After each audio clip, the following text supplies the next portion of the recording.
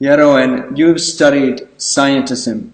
Can you tell us what it means and also give us one example of scientism?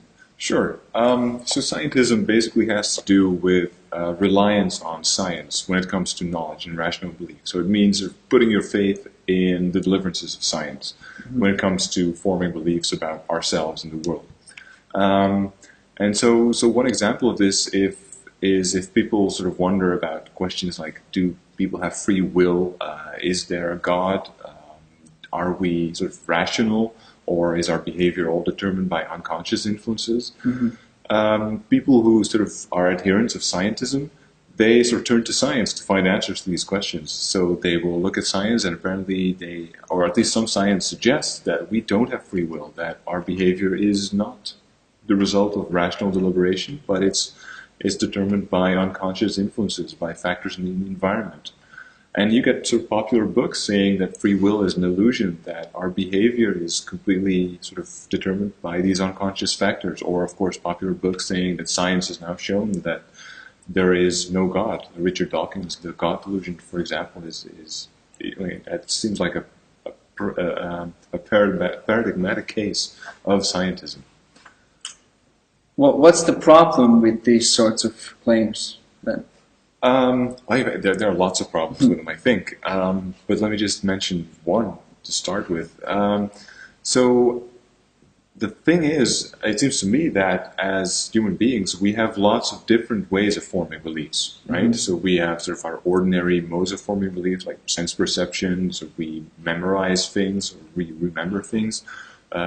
We learn from others. And we are able to sort of empathize with others, to find out how they feel by interacting with them. And of course, we have reasoning and sort of inferential ways of forming beliefs, drawing conclusions from evidence. And all of that are sort of all ways that we use to form beliefs. Science uses some of them very systematically. Of course, science is about careful perception. It's about drawing conclusions from your data. But science doesn't use all of these faculties, or at least not to the same extent and in the same rigorous way. So the problem is, when you're an adherent of scientism, I think you're basically sort of prioritizing certain ways of forming beliefs over others. Whereas I guess my advice would be, well, use all of these different faculties that we have, and don't prioritize some at the expense of others. Because the point is, these faculties are good for different things, right? Science might be an excellent way, it probably is. I mean, in fact, it is an excellent way of finding out about the natural world.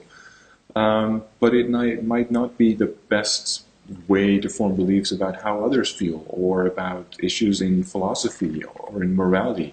In fact, I think it's hard to see how science is going to give us information about what right and wrong is, about how to act in life. I mean, there's no sort of scientific inquiry that seems to provide answers to these sorts of questions. Or whether God exists. Perhaps. Right. I think the question of God's existence, well, it sort of depends a little bit on how people think about God. Because, it depends on your concept of God, I suppose. And if you think that God is sort of active in the world all the time, performing lots of miracles, maybe, then if that's your view of God, then of course some of that is going to be within the purview of science, because the natural world and what happens within it is within the purview of science. So if sort of people think that way about God, then to some extent the existence of God might depend a little bit on what science tells you.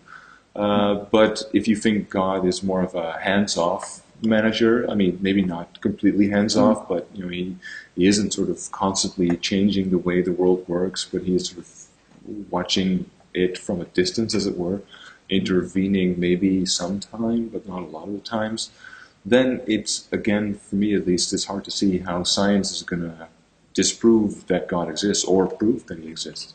Maybe some sort of scientific developments are relevant to questions about God's existence, but it seems that it's largely a philosophical question.